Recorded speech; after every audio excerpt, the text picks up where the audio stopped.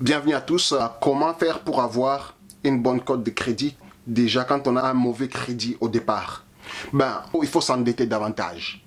Vous allez trouver ça bizarre, mais c'est ça le principe. Le crédit qui est déjà très mauvais parce que vous êtes déjà très endetté, vous avez manqué des paiements dans le passé, vous êtes en collection, vous êtes tout ceci.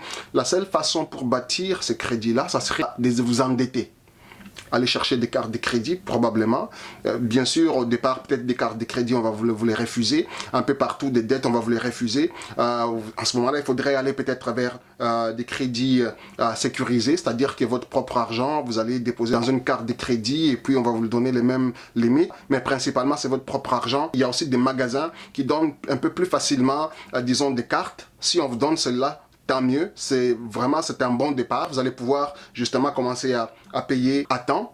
Et une fois que vous avez une carte, peu importe sécurisée ou l'autre, les principes, c'est de payer à temps chaque mois le minimum. Chaque banque, on va vous dire le minimum, par exemple, 10 dollars, 20 dollars. C'est écrit sur chaque facture chaque mois. Vous pouvez payer plus, mais ne payez jamais moins que ce qui est écrit. Quand on dit 10 dollars, mais payez les 10 dollars au minimum. Dites-vous que vous pouvez payer un peu plus pour payer moins d'intérêt. Mais ne payez jamais, jamais, jamais en retard. Un paiement manqué 30 jours, un paiement manqué 60 jours, un paiement manqué 90 jours, c'est pas la même chose. 30 jours, si vous avez manqué, payez-la le plus vite possible. Ça va vous pénaliser, mais un peu moins que si vous attendez 60 jours. 60 jours, payez, parce que si vous attendez encore 90 jours, c'est pire encore. Mais tout ça, si vous êtes dans un état d'esprit de bâtir les crédits, payez à temps.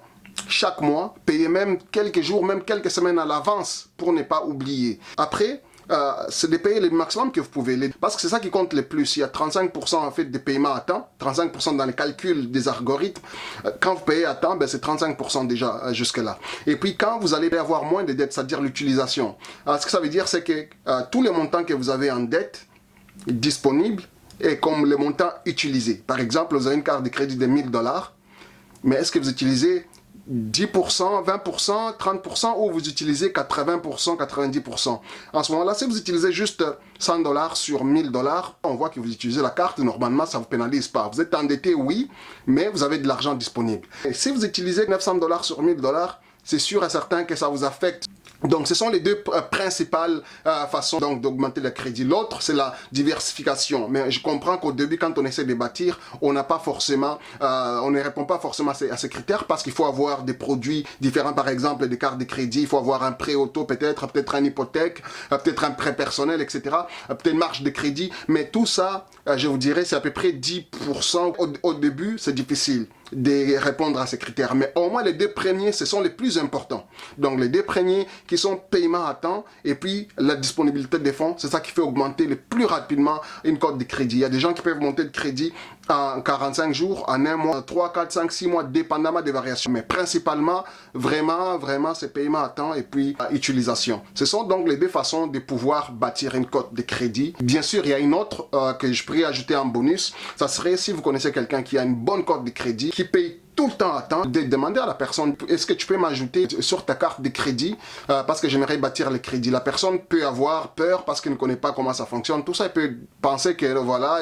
Alors tu lui dis que non, demande à ta banque de ne pas m'envoyer la carte de crédit, ne pas me donner aucune information, ne pas me donner l'accès à tes comptes, quoi que ce soit, juste que ajoute mon nom. Si quelqu'un a une bonne cote de crédit, cet historique-là va s'ajouter aussi au dossier de la personne que vous venez d'ajouter le nom. Et donc, ça peut bénéficier à la personne. Ça, c'est la façon la plus rapide d'augmenter le code de crédit, mais trouver une personne de confiance qui paye tout le temps à temps, c'est difficile. Mais quand vous le trouvez et que la personne est d'accord, ça, c'est la façon la plus simple. En un mois, 2 mois, vous pouvez avoir la même code de crédit que cette personne-là. En mettant votre nom à son compte, à ce moment-là, vous transférez tout. Ces choses vont, ça s'affiche aussi dans votre dossier, mais vous n'avez aucun accès parce que là, c'est un bureau de crédit. Donc, en ce moment-là, si jamais on voit qu'il a une hypothèque et puis vous allez demander une hypothèque, il faut juste expliquer que non, c'est quelqu'un qui m'a ajouté à son nom et donc c'est pourquoi on voit son nom à ce moment-là et les banques vont comprendre très facilement. Donc c'est la façon vraiment de monter la cote de crédit. Et de deux, en fait l'avantage c'est que pour cette personne qui vous ajoute, il n'y a aucune conséquence pour cette personne. C'est seulement les points positifs qui se transfèrent à votre dossier.